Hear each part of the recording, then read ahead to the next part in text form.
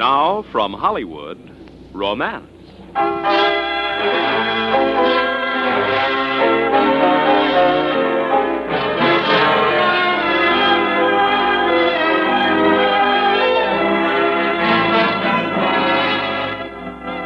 Did you ever fall in love at a summer resort?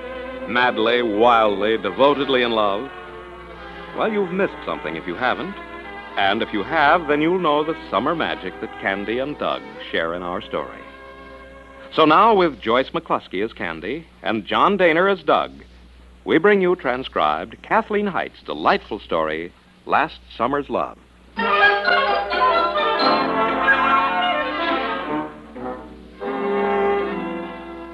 It just came in this morning's mail. Let me read it to you.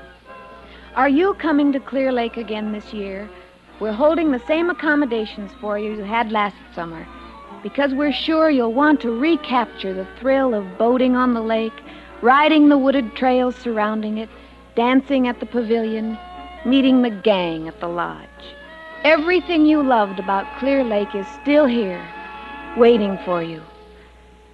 I wonder if it is, because last year... Candy, come out here this minute. Don't you think it'd be better if I finished dressing first? Oh, I don't think it matters. Hurry up, you'll just die. Not on the first day of my vacation, I won't. I refuse to. Oh, Sue. Isn't it beautiful? Beautiful? I do believe it's bluer than it was on the brochure they sent us. Oh, you're talking about the lake. Well, it's nice, too. Too? Over this way. Look. Oh, the dock? What's on the dock? All I see is a couple of fellows with fishing poles getting out of a motorboat. That's all you have to see. In fact, I didn't even waste time on the fishing poles and motorboat. 2 fellas. Well, what's the matter with you? Didn't you know they come in pairs or something? Where'd you put the binoculars? Don't be silly. You can tell from here that they're both tall. One of them has red hair. The other has light hair, and he's terribly tanned. And those white trunks he's wearing. They're in the top drawer of the chest. Huh? The binoculars. You know something wonderful? Not yet. That's our dock, too. Remember the man at the lodge said that there was a dock for every 2 cabins, and each one had a canoe and a motorboat. That's right, he did. Mm-hmm. Oh, now, look, Sue. Sure you don't think we ought to go down there now? I mean, what on earth would they think?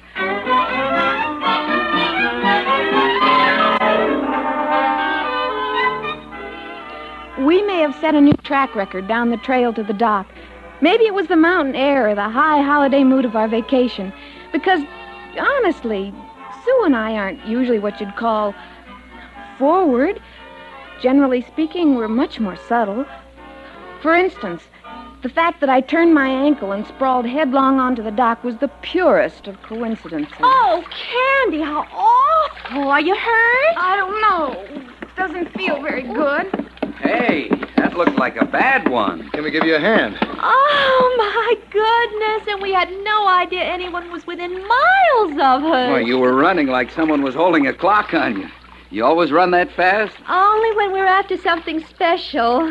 Wouldn't you like to get up? I don't know. I was beginning to feel quite at home down here. Oh, my goodness, Candy, are you still down there? I'd almost forgotten all about you. Here, I'll help you up. Oh, it sort of hurts. On this one ankle, my right one. Just don't put any weight on it. Lean against me. That's right. Well, there you go. Oh, thanks. Thanks very much. Do you think you can stand on it? Well, I can try. You got a couple of skinned knees there, too. I guess I do. Oh, Candy, I'm so sorry. Look, I better get these fish up on ice and take the rest of the gear up to the cabin. You look after the little lady, Doug. I'll bring my stuff along later. Why, you'll do no such thing. My goodness, if you're going to be kind enough to stay here and help Candy, the very least I can do is help him carry things. You don't have to do that. Yes, she does. I want to. Really, I wouldn't feel right if I didn't. She means that. Well, okay, if you want to. That'll be swell. If you can manage the rods and Doug's sweatshirt, I'll handle the rest of the stuff. Have you tried putting your weight on it yet? Huh? The ankle. Oh, no. I guess I haven't. Let's see now. Oh, hurts, huh? Just a little. A little shooting pain, you know. Well, let's see now. Does that hurt? Oh? It's just a little tender there. How about that? No, not especially. Well, it isn't broken anyway. That's nice. I really think it's just twisted a little. My, you're brown. I mean, you must have been up here a long time to get a tan like that. Just about 10 days. I tan pretty easily. Poor old Brick, all he does is sunburn and peel.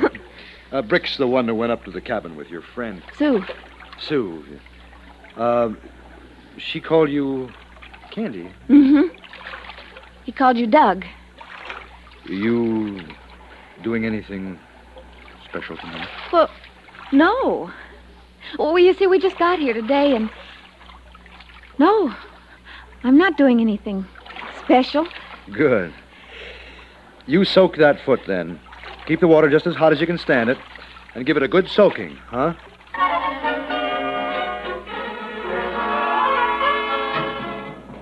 As I lurched up the trail to our cabin, quite alone, I told myself that I should be grateful for his concern, that it showed that he was a man of fine instincts, a man of feeling.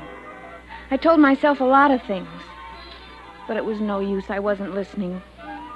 For all I knew, Sue had moved in with Doug and Brick. I didn't see her again till late afternoon. Oh, Candy, honey, I've simply been worried sick about you. Ho, ho. Really? I told the boys I couldn't stay another minute until I knew you were all right. Bully for you. We all think you're being terribly sensible. You and the boys? Mm-hmm. Staying off your feet this way. Candy, you're not the teeniest little bit disturbed with me, are you? I mean, we all thought you ought to rest. Silly girl, of course I'm not the teeniest little bit disturbed. I am livid. With me? Why on earth? Well, not with you exactly. With me, I guess. I feel like a fool sprinting down that path with the speed of light, landing on my chin. You'll love what Doug said about it. Honestly, he's the funniest thing. I'll bet I don't love it. He said he'd never had a girl fall for him so hard. Isn't that a scream? I'm completely convulsed. Candy, you gotta help me. Why? Well, I don't know quite how it all happened, but the boys, Brick and Doug, you know. Mm-hmm. Well, they were talking about how tired they are of eating just plain old fried trout every night, and I found myself saying that I knew the most perfectly divine sauce for trout. And then, of course, they said, well, why didn't I have dinner with them, fixing the sauce, of course, and I said I'd just run over here and gather up a few ingredients. Well, go ahead. Gather them up. Oh, Candy, you know very well I don't know the first thing about the most perfectly divine sauce for trout. Oh? Don't you, Sue? Outside of scalloped potatoes, I can't cook my hat. Candy, you will help me out, won't you? You know I'd do anything for you. I mean, if you were in over your head this way.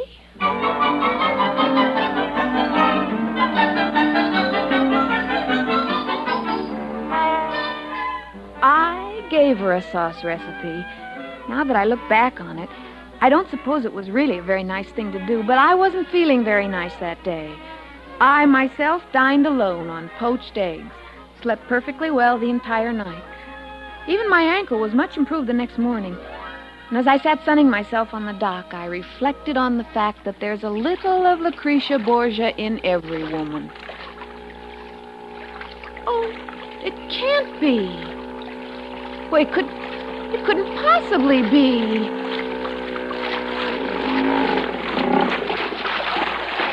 Morning. Hello. How's that for a string of trout? Oh, it's wonderful. Well, you must have gone out awfully early. Yeah, I did. Felt kind of rocky all night. So I figured if I couldn't sleep, I might as well get up and fish. Did you feel awfully bad? Just rocky. I haven't checked Brick, but how's Sue feeling? We all ate the same thing. I know.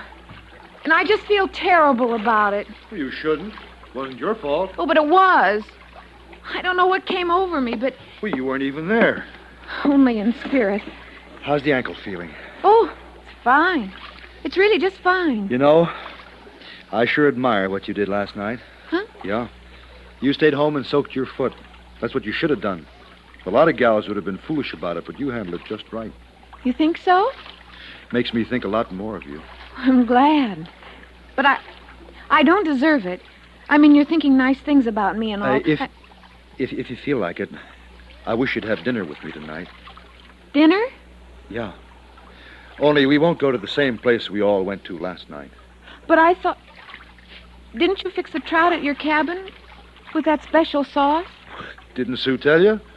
Well, I guess maybe she was mad at Brick and me, but she took so long with all those wild ingredients, we just told her to forget the sauce. Well, we all went down to Luigi's for spaghetti.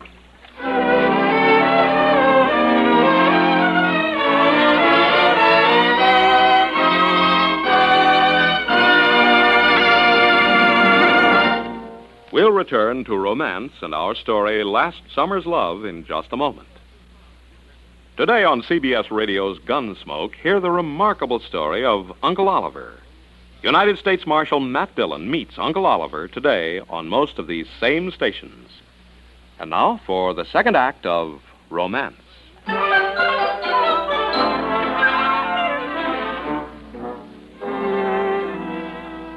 Funny, it wasn't the moonlight on Clear Lake or the romantic setting of the pine-capped mountains that brought Doug and me together. Just one twisted ankle and 3 light touches of toe mane. Dinner that night was something I'll never forget. I don't think anything is more exciting than those first times together when you're beginning to fall in love. I guess I should have told you not to dress up. Nobody does up here. Anything you wear fishing is fine for anything else you do. I like that. Makes it more of a vacation, more of a change. You've been coming up here for a long time? Ever since I was a kid. Used to come up with the folks then. When I got a little bit older, I'd take summer jobs up here just so I could spend the summers the way I liked it best. What kind of jobs? Oh, a little bit of everything. I worked for the stable several summers, gave riding lessons, and I'd take a crowd out along the trails for steak fries. Sounds wonderful. You like to ride? Well, I like the idea of horseback riding. I really don't know much about it. Just once or twice at summer camp. I don't get much chance to ride in the city.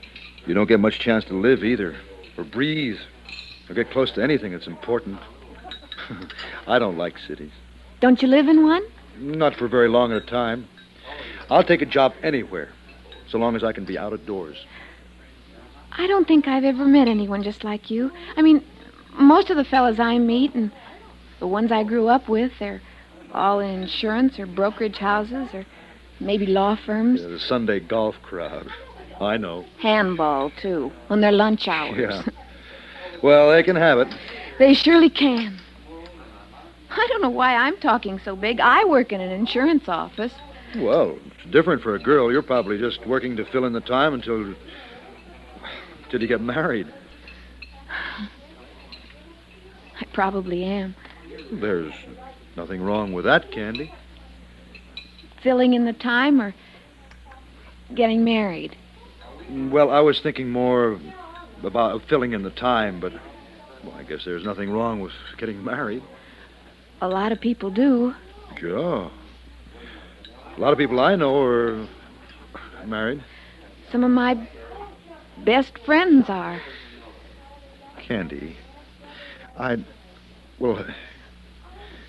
would you let me teach you to ride?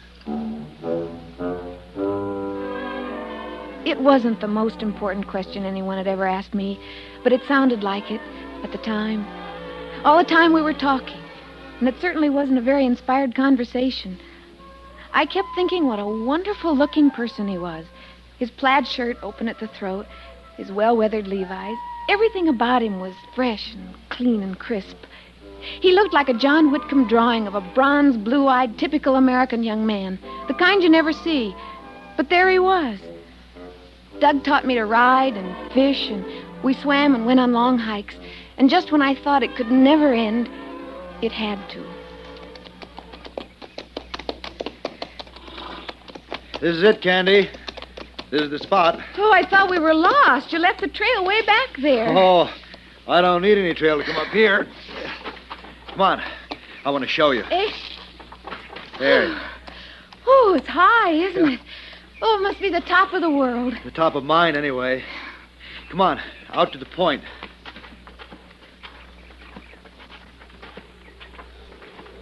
Oh, Doc.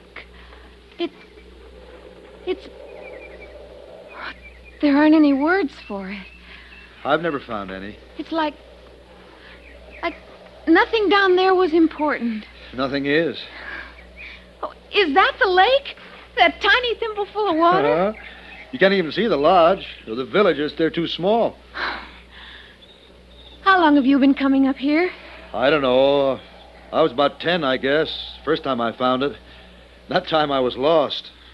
After that, it just sort of became my spot. Why do you ever leave? Sometimes I think I won't. Then I'm afraid if I stay too long, it'll just lose something for me. I like it just the way it is. I think I understand. Candy, I don't know if it matters. I've never brought anyone up here before. It matters. Funny, I didn't intend to bring you. I mean, I didn't even think about it till we started to ride this morning. Pretty soon, I knew where I was headed. I hope you're not sorry. I hope you don't think of me as an intruder. It seems just right, your being here. Candy. Candy.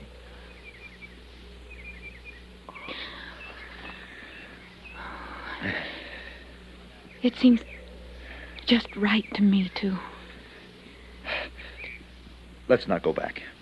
Back?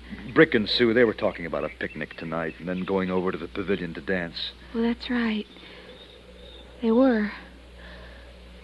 Big farewell evening. I don't like farewells. I don't want to think about tomorrow when you go. I just want to be with you today. Here. And he was. And I'm quite sure there was never a day like it. Doug had brought food. We'd planned to have lunch and swim on the far side of the lake, but we settled for cold baked beans and beer and sunning ourselves on the warm rocks of the point. And we never once talked of goodbye or anything beyond our day together until late that night at the door of the cabin.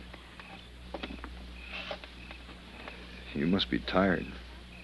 I guess it's pretty late. I'm not tired, and I don't care how late it is.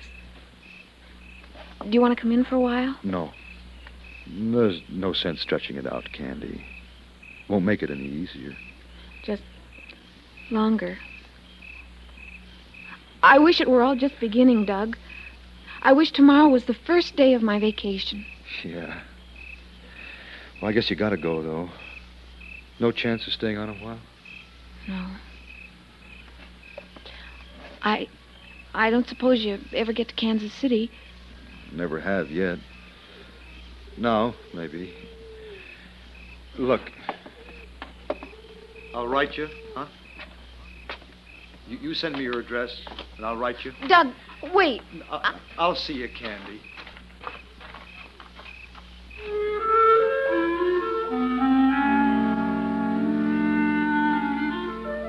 I cried a little.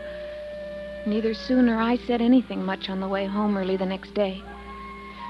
Back in Kansas City, I saw the fellas I knew in the insurance and brokerage houses and law firms. And they talked about their Sunday golf games and handball on their lunch hours. I wrote letters to Doug and waited frantically for the mail. And the time passed. And it was September and October. Mr. Beamer's office. I'd like to speak to Miss Candy Winters, please. This is she. Oh. I thought so. Hi. Doug? Yeah. But where are you? Downstairs. But you never come to Kansas City. I'm here now. Look, are you busy for lunch? No. I can leave early. I can come now, Doug. I'm just downstairs. Don't move a muscle.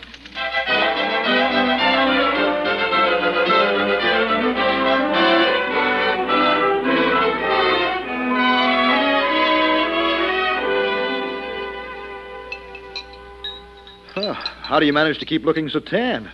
I thought you'd be all faded out by now. Oh, I play golf on Sundays. Oh. It's really been quite a nice fall here. Warm and sunny. Doug, have you been sick? No, I'm feeling fine. But you're so pale. Maybe it's just the lighting in here. I guess I've lost a lot of my tan, all right. I always do in the winter. I just thought you were always terribly tan. Not in the winter. No. Well, most people aren't. No, not most people. Well, you're wearing a suit. Yes. Yes, I am. I usually wear suits to the office. It's nice. I just never saw you anything like that before. No, well, at the lake it was different. Yeah, it was. You're wearing a suit, too. Yeah, I am. Is that a hand-painted necktie? Yeah, it is. Cost $15. You like it? Well, it's certainly colorful. Say that for it. Oh, what do you hear from Brick? Oh, not much. He's stuck in San Francisco, some dull advertising job. How about Sue? Well, she's fine. What brings you to Kansas City, anyway? Well, my work, really. I'm selling encyclopedias now. Sounds interesting. Well, it's outdoor work, you know. That is, I'm out more than I am indoors. You have a set of encyclopedias? Oh, yes. He has 24 of them. Oh, yeah. Oh, my goodness, look at the time. Mm-hmm. I forgot. I'm supposed to be back for some terribly important dictation exactly of 3 minutes. Oh, hey, then. You run along because, tell you the truth, I've got an appointment, too. Well, it's been awfully nice, Doug. Yeah, same here. Sure, just great to see you again. And if you're ever passing through town again... You bet. I sure will.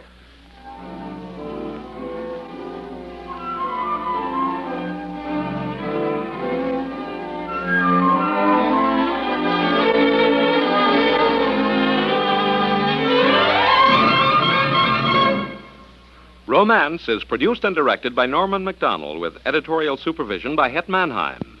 You have heard Last Summer's Love, specially written for Romance by Kathleen Height, starring Joyce McCluskey with John Daner. Featured in the cast were Gene Bates and Vic Perrin. This is Joe Walters inviting you to hear Romance, transcribed next week at this same time.